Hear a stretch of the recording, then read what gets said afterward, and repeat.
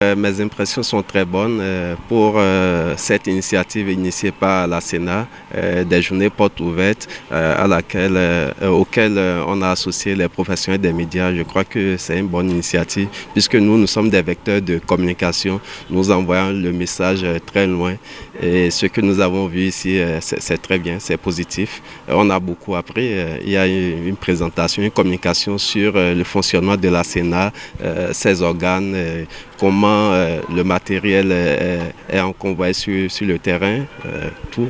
On a eu des détails convaincants. Que cette première édition des journées portes ouvertes organisées par la Commission électorale nationale autonome vient à point nommé.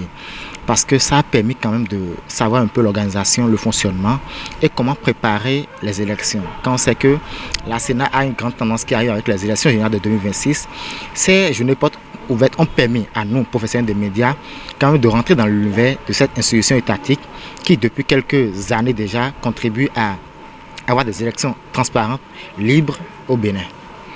Déjà, moi je tiens à saluer l'initiative et je souhaite qu'elle soit pérennisée dans le futur, qu'on ne puisse pas s'arrêter juste à cette première édition. En tant que journaliste, lorsque vous couvrez les activités de la Sénat, c'est toujours bien de comprendre comment ça fonctionne du début jusqu'à la fin. Aujourd'hui, on a eu une séance au cours de laquelle on nous a présenté une communication sur la genèse de la Sénat. C'est toujours bien de rappeler que la Sénat a été créée en 91, elle est passée de Sénat ad hoc à Sénat permanente et le fonctionnement aujourd'hui, pour éviter quelques confusions, on a également suivi dans la séance de